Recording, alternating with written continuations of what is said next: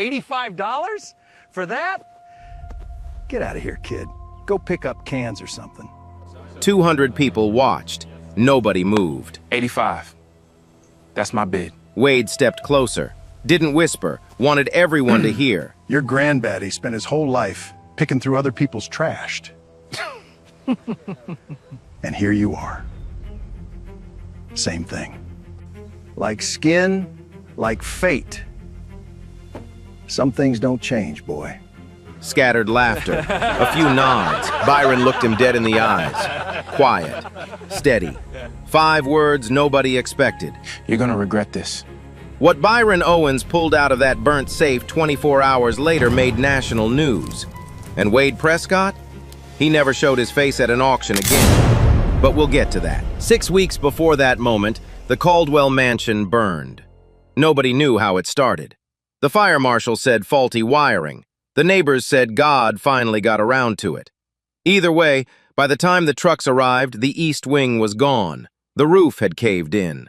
3 generations of wealth, timber, cotton, oil, sat under a blanket of ash and insurance paperwork. The county ordered a full estate liquidation. Everything that survived the fire would be auctioned off on the front lawn, first Saturday of November. The notice ran in the Meridian Star for 2 weeks straight. By the time auction day came, half the antique dealers in the Deep South had circled the date. By 7 that morning, Route 19 was lined with pickup trucks. Dealers from Jackson, Birmingham, and as far as Memphis rolled in with empty flatbeds and full wallets. Estate sales were blood sport in this part of Mississippi. The bigger the family, the bigger the haul. And the Caldwells were the biggest name Meridian had ever produced. Glenn Hargrove set up his podium on the porch at 8 sharp. 40 years in the auction business. Pressed khakis, reading glasses on a chain. The kind of voice that could sell sand to a man drowning in a desert. He didn't need a microphone. Never had. "Ladies and gentlemen," Glenn called out, tapping the podium twice. "Full liquidation. Everything sells as is, where is. No returns, no refunds. Let's get moving." The crowd pressed forward. Close to 200 people. Antique dealers stood in the first row, paddles ready. Behind them, the weekend flippers, the ones who hunted yard sales and flea markets for anything they could double. Behind them, the locals, arms crossed, watching, whispering about how the mighty Caldwells had finally come down to earth. The first lots moved fast. A set of Victorian dining chairs, $1,200 in 90 seconds. A walnut writing desk, $850. A pair of oil paintings in gilded frames, $2,000 flat. Brass fireplace tools, crystal decanters, a grandfather clock with a cracked face but a movement that still ticked. The dealers bid like machines. No emotion, no hesitation, just numbers and nods and the sharp crack of Glenn's gavel. Byron Owens watched from the back. He had walked here. 2 miles from the studio apartment on 8th Street where he'd been living since sophomore year. 21 years old. Senior at Meridian State, history major, dean's list 3 semesters running. None of that was visible. What was visible? A faded gray t-shirt washed until the collar sagged. Jeans with a permanent crease at the knee. Sneakers that had been white once. An olive backpack with one strap held together by duct tape. He stood near the property line where the mowed lawn turned to wild honeysuckle. A woman in a straw hat looked back at him, leaned toward her husband, whispered something. The husband glanced, shrugged, turned away. A dealer in the second row clocked him too, let his eyes linger, then went back to his catalog. The math was obvious to everyone. A young black man at a white money estate auction with no truck, no trailer, and no bidding paddle. The crowd had already done its calculation. The answer was irrelevant. Byron didn't care about the math. He cared about something else entirely. His right hand sat in his pocket, fingers curled around a folded envelope. 4 20s, 1 5. $85. Every dollar he owned. His grandfather's money. The last thing Earl Owens ever left him besides a set of locksmith tools and a head full of knowledge that nobody in this crowd had ever bothered to learn. Lot after lot moved through Glenn's hands. The morning wore on. The sun climbed. The crowd thinned slightly as the big-ticket items disappeared and the remaining lots grew smaller, dirtier, less interesting. Then 2 workers wheeled something out from behind the porch. It was black. Not painted black, burned black. A squat, heavy rectangle of steel, roughly 3 feet tall, coated in soot and carbon. One corner was dented. The handle was warped. Whatever markings had once been on its face were buried under 6 weeks of char and neglect. A safe, or what was left of one.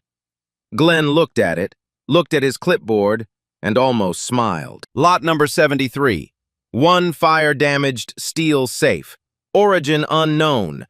Combination unknown. Contents, if any, unknown. We'll start the bidding at $50. Silence. Not a single paddle moved. Glenn let the silence stretch. 5 seconds. 10. $50, folks, for a genuine steel safe. Somebody?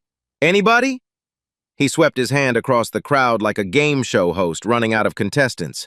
Come on now! You could use it as a boat anchor if nothing else. A few chuckles. No paddles. 40?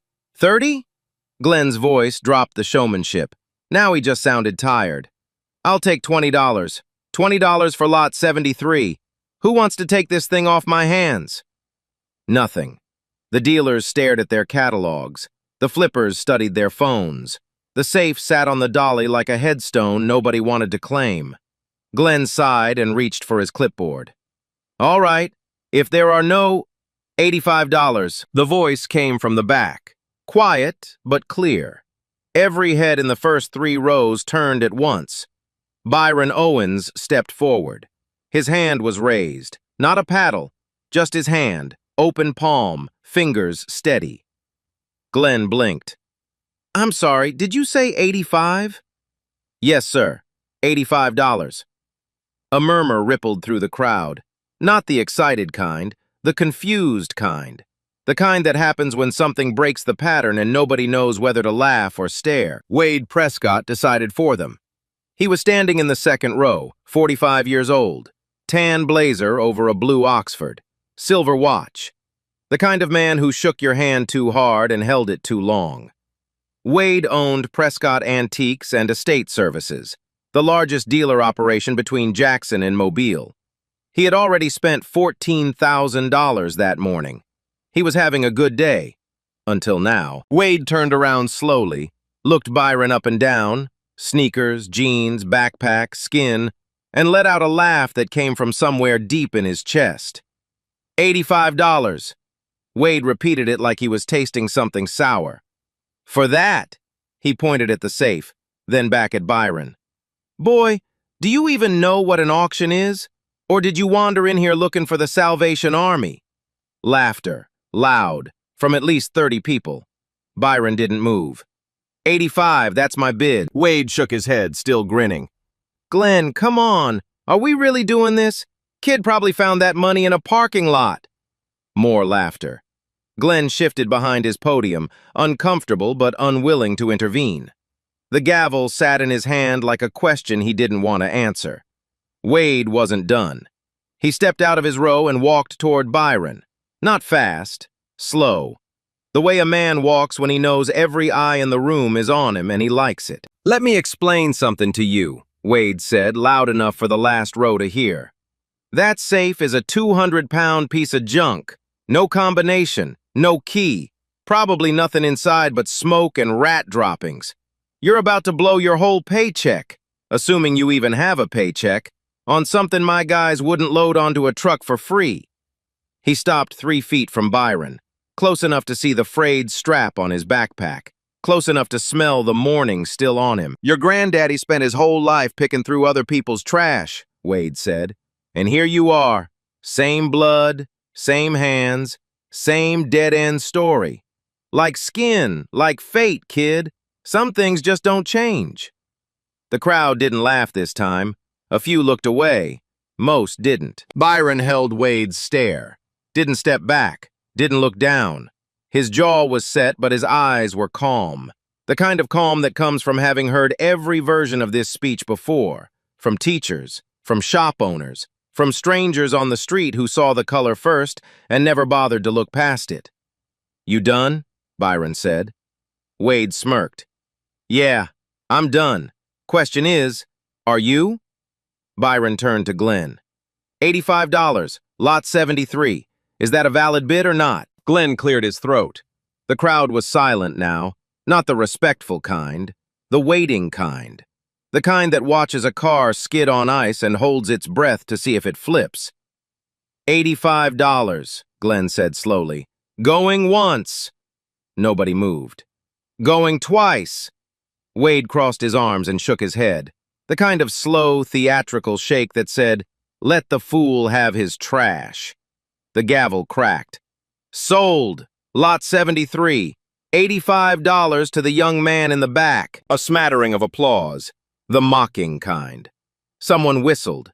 Someone else muttered something about a sucker born every minute. Byron walked to the front. He pulled the envelope from his pocket, counted out the bills, 4 20s, 1 5, and laid them on the table. Every cent flat and smooth, like they'd been pressed under a book. Glenn took the money without looking at him. Byron bent down, gripped the safe by its warped handle and its dented base, and lifted. 200 pounds of burnt steel. His arms shook, his knees locked, but he didn't ask for help, not from Glenn, not from the crowd, and certainly not from Wade Prescott, who stood 6 feet away, arms still crossed, still wearing that smirk like a badge. Byron carried the safe across the lawn, past the rows of folding chairs, past the pickup trucks, past the woman in the straw hat who watched him go with something that might have been pity or might have been shame. He didn't look back, not once. Earl Owens never called himself an expert. He called himself a listener. "Every lock talks," he used to say, holding a tumbler up to the light in his workshop on Cedar Lane. Most people just never shut up long enough to hear it. The workshop was a converted garage behind a shotgun house on the south side of Meridian. No sign out front, no website, no advertising, just a hand-painted piece of plywood nailed to the mailbox post that read, "Owens Locksmith. Keys cut, locks fixed, safes opened." The paint had faded years ago, but the people who needed Earl knew where to find him. Byron had spent every summer of his life in that garage. From the time he was 6 years old, he sat on an overturned milk crate beside his grandfather's workbench, watching Earl's hands move through steel and brass with a patience that bordered on reverence. Earl never rushed. He never forced a lock. He never drilled unless there was absolutely no other way. "Drilling is admitting you lost the conversation," he'd say. "I don't lose conversations." By the time Byron was 12, he could identify 40 different lock mechanisms by sight. By 14, he could pick a standard pin tumbler in under 3 minutes. By 16, Earl started teaching him safes. That was different. Safes were a different language entirely. Earl had a collection of manufacturer catalogs that filled 2 entire shelves along the back wall of the workshop. Mosler, Diebold, York, Sargent and Greenleaf, and his favorite, Herring Hall Marvin. He spoke about Herring Hall Marvin the way other men spoke about first loves. "Built between 1880 and 1910, Earl would say, running his finger across a yellowed catalog page. "Fireproof, bomb-proof, damn near time-proof. The company folded in 1959, but the safes are still out there. In basements, in barns, in old estates where nobody remembers what's inside anymore. And most of them were never emptied." He taught Byron how to identify them. The distinctive riveting pattern along the doorframe. The weight distribution, heavier toward the bottom because of the fire-resistant concrete lining. The serial numbers stamped on the inner lip of the hinge, always starting with a letter followed by 4 digits. The sound they made when you knocked on the side panel, a low, dense thud, unlike anything modern manufacturers could replicate. "Most people see a rusty box," Earl said once. "You and me, we see a time capsule." Byron absorbed everything, not because he had to, because Earl was the only person in his life who had ever treated him like he was worth teaching. Byron's mother had left when he was 3, moved to Atlanta, then Chicago, then somewhere nobody kept track of anymore. His father was a name on a birth certificate and nothing else. Earl was the whole family, the whole world, really. They lived simply. Earl's locksmith income covered the mortgage, the groceries, and Byron's school supplies. There was never extra, but there was never nothing either. Earl made sure of that. Every birthday, Byron got a new tool for his kit. Not a toy, a real tool. A tension wrench at 7, a rake pick at 9, a stethoscope, the medical kind, modified with a contact microphone, at 13. "You're building a vocabulary," Earl told him. "One day you're going to walk into a room and you're going to see something everyone else missed. And when that day comes, you'll be ready, because you listened." Byron believed him. Even when the kids at school didn't. Even when his teachers looked at his address and his clothes and his free lunch card and made their assumptions. Even when a guidance counselor in 10th grade told him he should consider a trade instead of college, not knowing that the trade his grandfather had already given him was worth more than any degree on the wall. Earl got sick in January. Pancreatic cancer. The doctor gave him 3 months. He lasted 2. He spent his last 2 weeks in the house on Cedar Lane, in the bedroom at the end of the hall, with the window cracked open so he could hear the mockingbirds in the pecan tree out back. The workshop stayed locked. Earl didn't have the strength to walk there anymore, and Byron couldn't bring himself to go alone. Byron sat with him every day after class. Read to him sometimes. Mostly just sat. They didn't talk much toward the end. Earl's voice was down to a rasp, then a whisper, then just breathing. But on the last night, he grabbed Byron's wrist with a grip that surprised them both. A dying man's grip, sudden and fierce. "The envelope," Earl whispered. "Top drawer. Workbench." He was gone by morning. Byron found it the next day. A plain white envelope sealed, with his name written across the front in Earl's careful block letters. Inside, $85 in cash, 4 20s, 1 5, and a note on a torn piece of notebook paper. "You'll know what it's for when you see it. Trust your ears. Pop." Byron didn't understand. Not then. He put the envelope in his backpack and carried it with him every day for 6 months. Through the funeral, where 11 people came. Through the emptying of the house, where he kept only the tools and the catalogs. Through the start of his senior year at Meridian State, where nobody knew and nobody asked. He carried it like a question he couldn't answer yet, until the morning he saw the notice in the Meridian Star. Estate liquidation, Caldwell Mansion, full inventory. And there, buried in the fine print of lot descriptions, 4 words that stopped his breath. 1 fire-damaged safe. Byron read the description 3 times.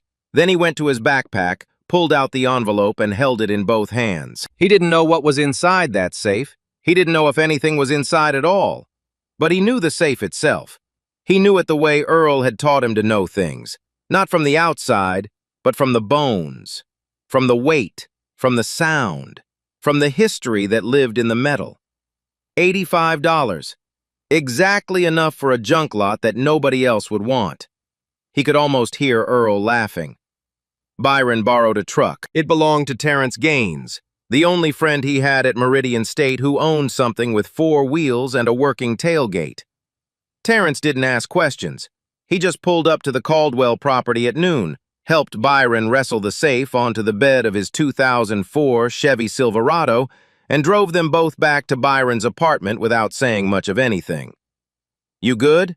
Terrence asked when they'd unloaded the safe onto the kitchen floor. The linoleum groaned under the weight. "I'm good. You need anything else?"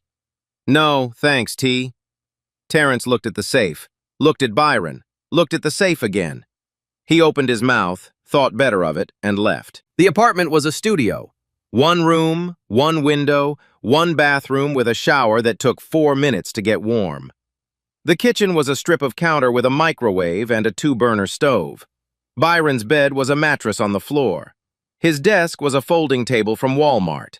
His bookshelf was 3 milk crates stacked against the wall, filled with history textbooks and Earl's manufacturer catalogs. The safe sat in the middle of the kitchen floor like a black altar.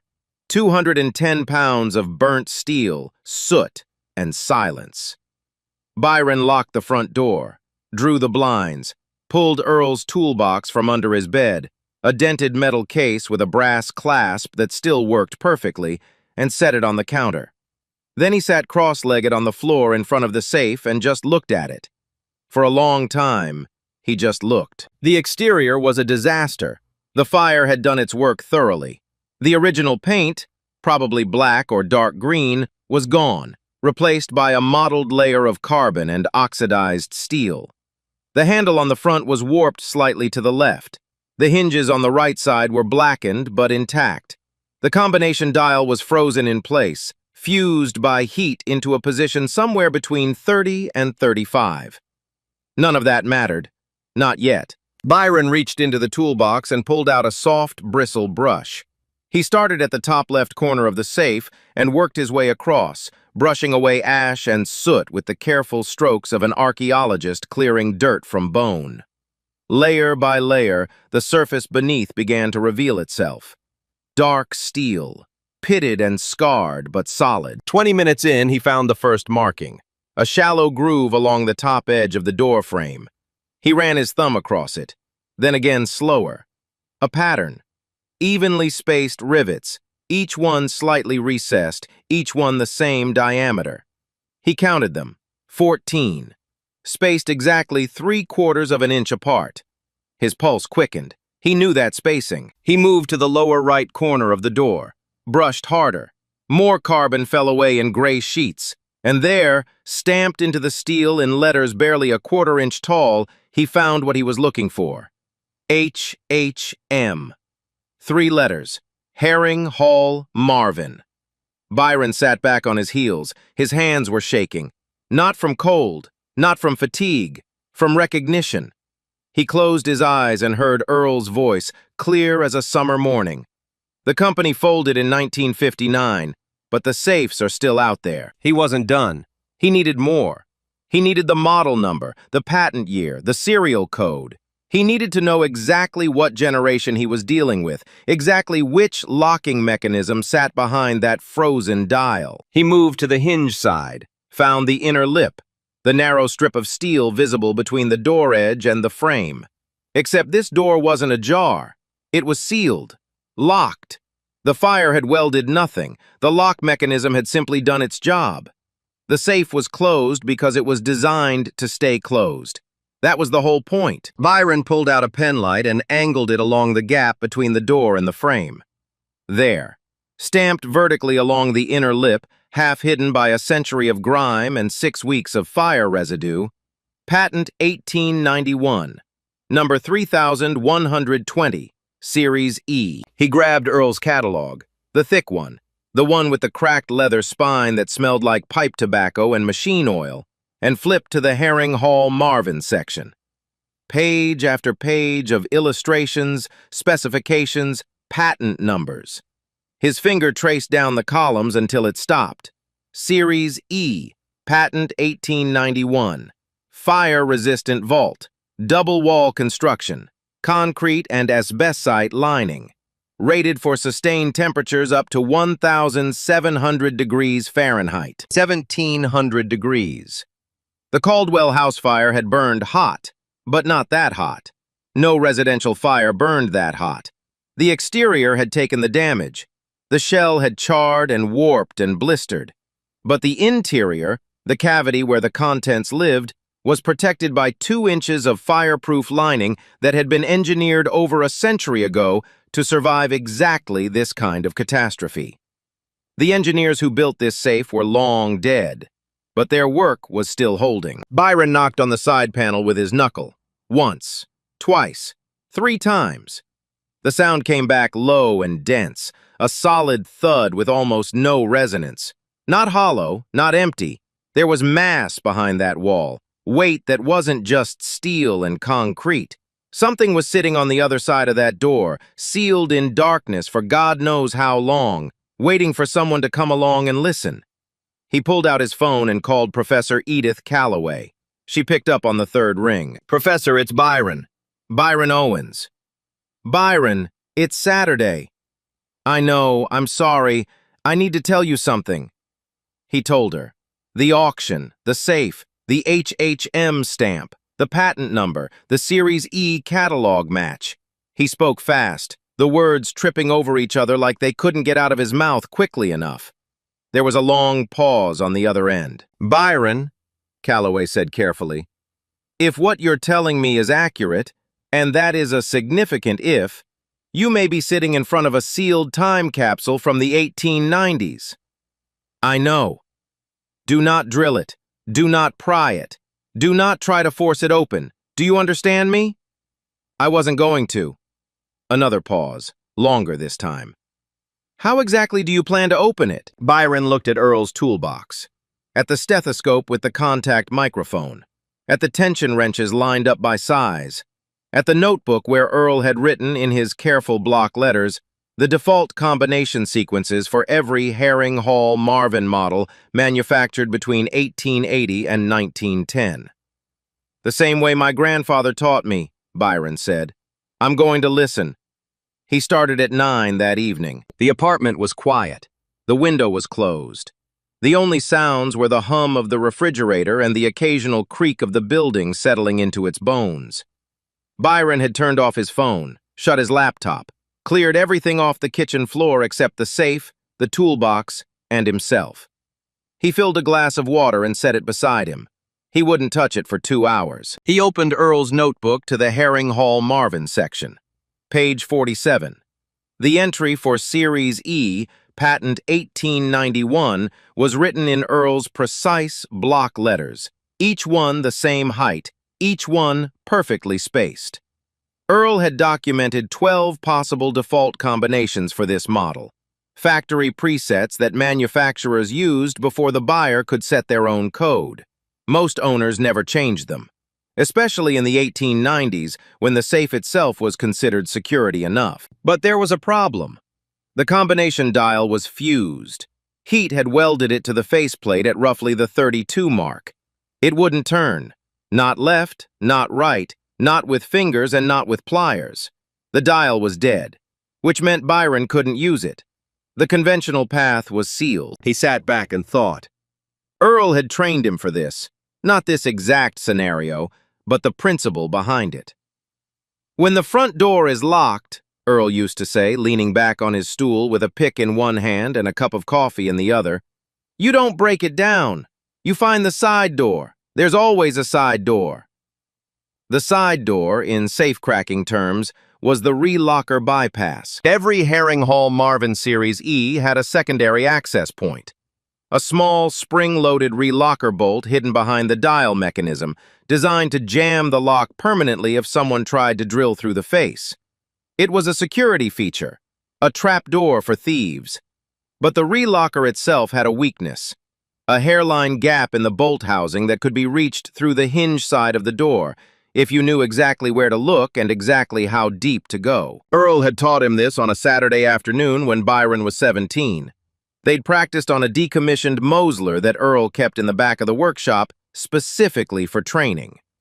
Every safe has an ego, Earl had said, watching Byron probe the hinge gap with a tension wrench. It thinks it's smarter than you. Your job is to be patient enough to prove it wrong. Byron pulled the contact microphone from the toolbox. It was a simple device, a medical stethoscope with the chest piece replaced by a flat brass disc that could be pressed against a metal surface to amplify internal vibrations. Earl had built it himself from parts he'd ordered out of a medical supply catalog 20 years ago. The rubber tubing was cracked in 2 places, repaired with electrical tape that had been rewrapped at least 3 times. It still worked perfectly. He pressed the disc against the hinge side of the safe, about 4 inches below the top hinge. Then he closed his eyes and listened. Metal has a voice. Most people don't know that. But metal speaks in vibrations, in frequencies, in the tiny shifts of pressure that happen when internal components move against each other. A trained ear, one that has spent years learning the language, can hear the difference between a locked bolt and an unlocked one, between a spring under tension and a spring at rest, between a mechanism that's intact and one that's been compromised by heat or time or both. For the first 40 minutes, Byron heard nothing useful. The steel was thick. The fireproof lining absorbed most of the vibration, swallowing sound the way sand swallows water. He shifted the disc a quarter-inch down, then another quarter-inch, then another, moving methodically along the hinge side, mapping the interior by sound the way a bat maps a cave in total darkness. Sweat gathered along his hairline. His knees ached against the hard floor. He ignored both. At the 53-minute mark, he found it. A faint click. Not a mechanical click, a resonance shift. The sound changed from a flat, dead thud to something slightly brighter, slightly more alive. There was a cavity behind the steel at that exact point. An air gap. The relocker bolt housing. Byron marked the spot with a piece of chalk. Then he selected a tension wrench from the toolbox, the thinnest one Earl owned, a custom-ground piece of spring steel no wider than a sewing needle. He inserted it into the hairline gap along the hinge seam, angling it toward the chalk mark. His hands were steady, his breathing was slow. He could feel his heartbeat in his fingertips, and he waited until it settled before he pushed the wrench deeper. 1 inch. 2 inches. The wrench met resistance. A spring. The relocker spring. He applied pressure, gentle, constant, the way Earl had taught him, not a push, but a lean. Like convincing the mechanism rather than forcing it, like asking permission. Nothing happened. He adjusted the angle by 2 degrees, applied pressure again. Nothing. He pulled the wrench out, wiped the sweat from his forehead with the back of his hand, sat still for a full minute, breathing, thinking, listening to the silence of his own apartment like it owed him an answer. Then he remembered something Earl had said about Series E models, something about the spring tension being reversed on units manufactured after 1889.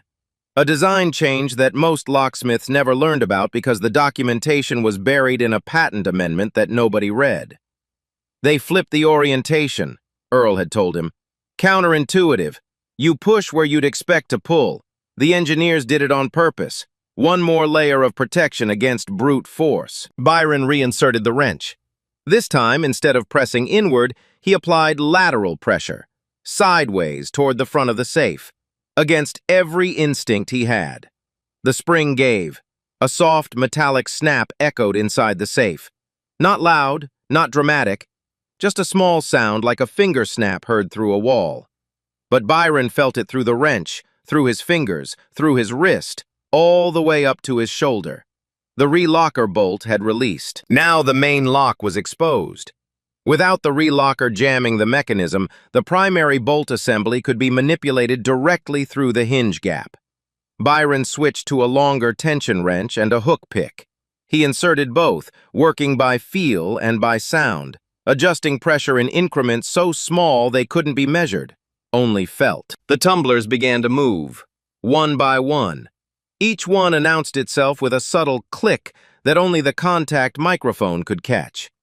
First tumbler, a soft tap, like a raindrop hitting a tin roof. Second tumbler, slightly higher pitch.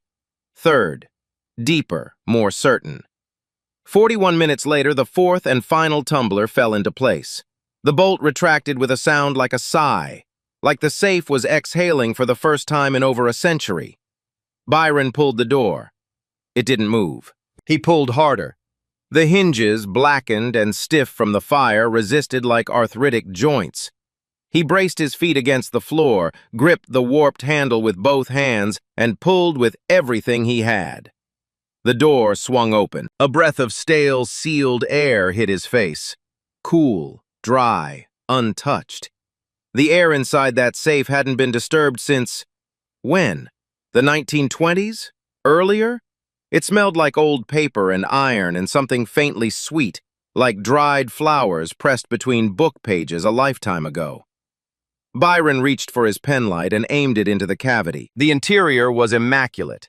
No smoke, no ash, no water damage.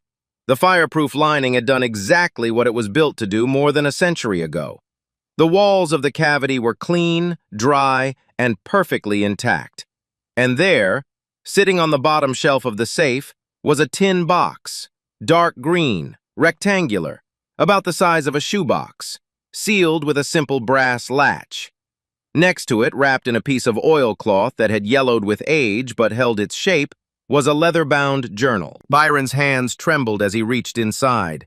He lifted the tin box out first. It was heavier than he expected. Something shifted inside, not loose but layered, like pages stacked on top of each other, pressed flat by time and weight. He set the box on the kitchen floor. Then he reached back in and carefully withdrew the journal. The leather was dry but intact. The binding creaked softly when he held it, like an old door opening for the first time in decades. He sat on the floor of his studio apartment. A burnt safe open in front of him.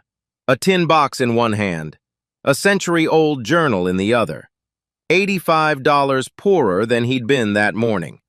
He opened the tin box, and everything changed. Inside the tin box, arranged in neat rows and separated by sheets of wax paper that had yellowed but held their shape, were stamps. Not ordinary stamps, not the kind you'd find in a child's collection binder from a hobby shop. These were mounted on acid-free cardstock, each one protected by a glassine envelope, each one labeled in handwriting so small and precise it looked like it had been done under a magnifying glass. The work of someone who understood that what they were preserving was worth more than the paper it was printed on. Byron counted them. 43 stamps in total. Most were 19th century U.S. postage, rare enough on their own to make a collector's hands sweat. A few were foreign: British Empire, early German Confederation, pre-Revolution France. But it was the stamp in the bottom left corner of the collection that stopped Byron's hands and stopped his breathing. A 24-cent airmail stamp, red and blue, printed in 1918, and the biplane at the center, the Curtiss JN-4, was upside down, an inverted Jenny. Byron had seen photographs of it in textbooks. He had read about it in Earl's catalogs. He knew the story by heart. On May 10, 1918, a sheet of 100 stamps was printed with the airplane accidentally inverted. Only that one sheet made it into circulation before the error was caught. Of the original 100, fewer than 90 were known to survive. Each one was worth a fortune. And one of them was sitting in a tin box on his kitchen floor. He didn't touch it. He didn't dare. He set the tin box down with both hands, sat back against the cabinet, and pressed his palms against his face. His fingers were shaking. His eyes were burning. He sat like that for a long time. Then he opened the journal. The handwriting was different from the stamp labels. Larger, looser, written with a fountain pen that left thick downstrokes and thin upstrokes. The first page read, "Private Journal of Theodore Caldwell, Sr. Begun this 14th day of March, 1887. Byron turned the pages carefully, one at a time, holding each corner with the tips of his fingers.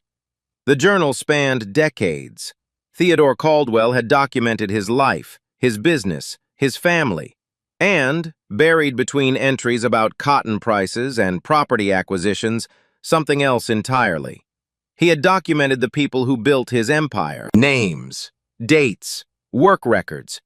Dozens of black laborers, field workers, carpenters, bricklayers, cooks, who had lived and worked on Caldwell land from the 1870s through the early 1900s. Men and women whose labor had generated the wealth that built the mansion, bought the land, funded the dynasty.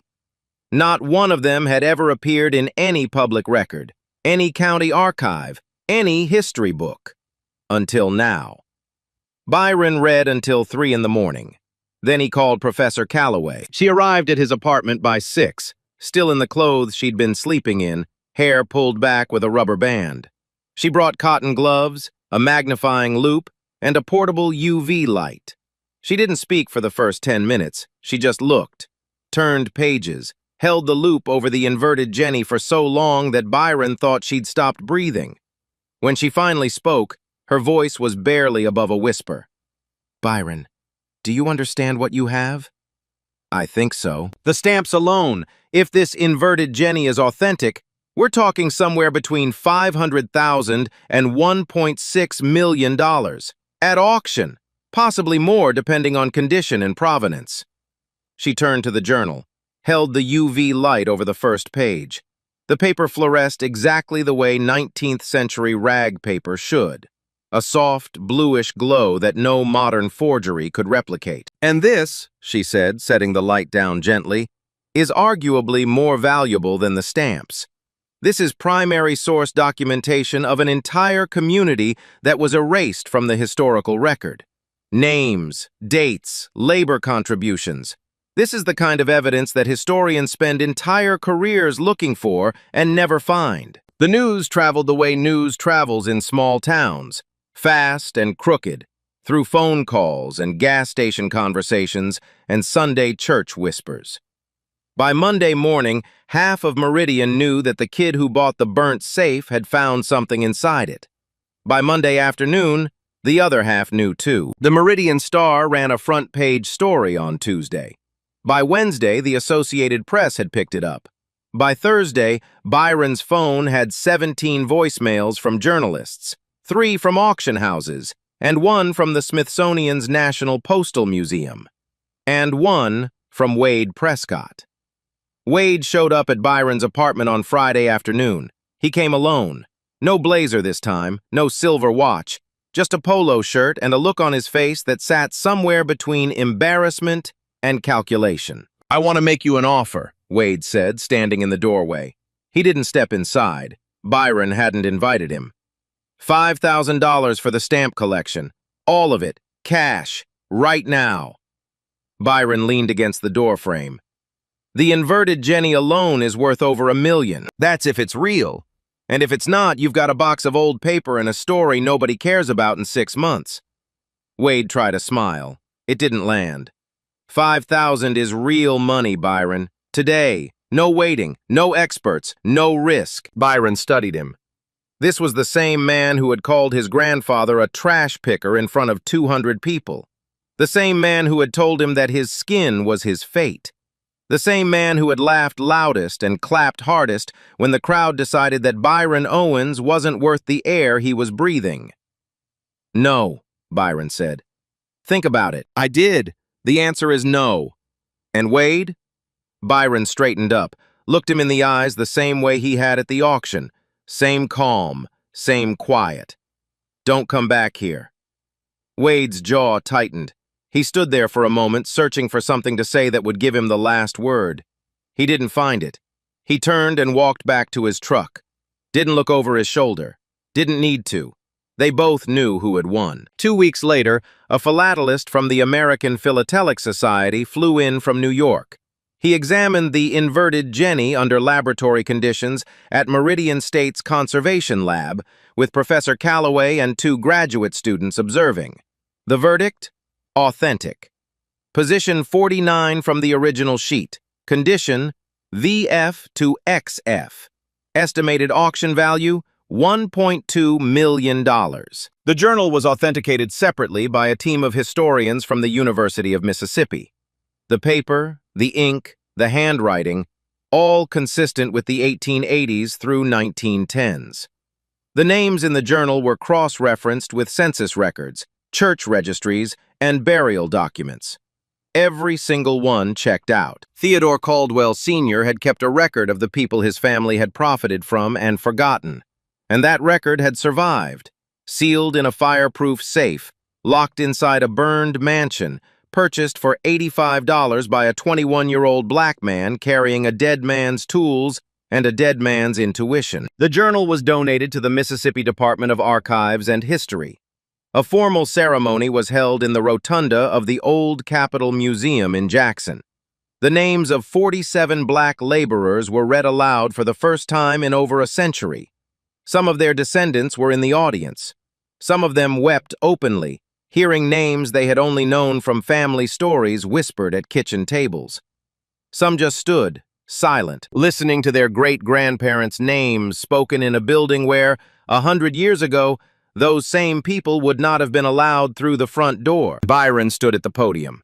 He wore a suit that Professor Calloway had helped him pick out. He adjusted the microphone, looked out at the crowd, at the cameras, at the historians, at the families who had driven from across the state to hear names that history had tried to erase, and said one sentence. My grandfather spent his whole life being called a junk man. Turns out he was the smartest man in this town. The room stood. The inverted Jenny sold at auction 4 months later. A private collector in Connecticut paid $1.35 million. After taxes, fees, and commission, Byron walked away with just under $900,000. He didn't buy a car. He didn't buy a house. He didn't move to a bigger city. The first thing he did was set up the Earl Owens Memorial Scholarship Fund. Full tuition for one black student per year at Meridian State, majoring in history or archival science. The only requirement beyond grades and financial need was a 500-word essay answering one question. Who taught you to see what others miss? The first recipient was a 19-year-old woman from Hattiesburg named Lena Brooks. She wrote about her mother, a school janitor who taught her to read by labeling every object in their apartment with index cards. Lena graduated 3 years later with honors. The second thing Byron did was reopen Earl's workshop on Cedar Lane, not as a locksmith shop, as a museum. 2 rooms and a workbench dedicated to the history of black craftsmanship in Mississippi. Earl's tools hung on the walls alongside photographs and reproductions from the Caldwell Journal. A hand-painted sign out front read, "The Earl Owens Center for Craft and Memory." On the wall behind the workbench, in a simple black frame, was Earl's note. "You'll know what it's for when you see it. Trust your ears. Pop." The center opened on a Saturday in April, the same month Earl had died. Byron stood in the doorway and watched people file in. Students, teachers, families, historians, and a few old-timers from the neighborhood who remembered Earl and his quiet way of fixing things other people had given up on. One visitor came alone. Late afternoon, when the crowd had thinned. He walked in without speaking, hands in his pockets, and stood in front of Earl's photograph near the entrance. Earl, in his workshop doorway, wrench in hand, half-smile, squinting against the afternoon sun. Wade Prescott stood there for a long time, didn't sign the guest book, didn't say a word to Byron, who watched from 12 feet away. He just looked at the man he'd called a trash picker. Then he turned and walked out. He never came to another auction in Meridian. The people who had laughed with him that Saturday morning didn't laugh with him the same way anymore. Some had seen the news. Some had seen the ceremony in Jackson. Some had just quietly started to feel the weight of what they'd been part of. Byron graduated that spring, summa cum laude. His thesis used the Caldwell Journal as primary source material for documenting undocumented black labor in post-Reconstruction Mississippi. It was published in the Mississippi Historical Review. He was accepted into the graduate program at Howard University, full scholarship. He moved in August, carrying 2 suitcases and Earl's toolbox. The toolbox sits on the shelf beside his desk now. He doesn't use it much anymore. But sometimes, late at night, when the work feels endless, he opens the brass clasp and looks inside. The tension wrenches, the hook picks, the contact microphone with the cracked tubing and the electrical tape Earl had rewrapped 3 times. And he remembers what it felt like to sit on a kitchen floor in Meridian, Mississippi, ear pressed against a burnt safe that everyone else had called trash. Listening, waiting, trusting that the thing nobody else could see was real. It was. If this story hit you the way it hit me, drop a comment. Tell me, what's the most valuable thing someone taught you that had nothing to do with money? Share this with someone who needs to hear it today. And if you haven't already, subscribe. Stories like this don't come around twice. $85, every cent Byron owned, and it unlocked what a 100-year-old mansion full of wealth never could. Here's what gets me. Wade Prescott looked at Byron and saw a broke kid buying junk. But Byron wasn't buying a safe. He was finishing a conversation his grandfather started 20 years ago. Earl Owens spent his whole life being dismissed, a junk man, a nobody, but that nobody built a language out of patents, taught his grandson to hear what still wouldn't tell anyone else. And that knowledge, passed down in a garage with no sign and no website, turned out to be worth more than every antique Wade Prescott and soul.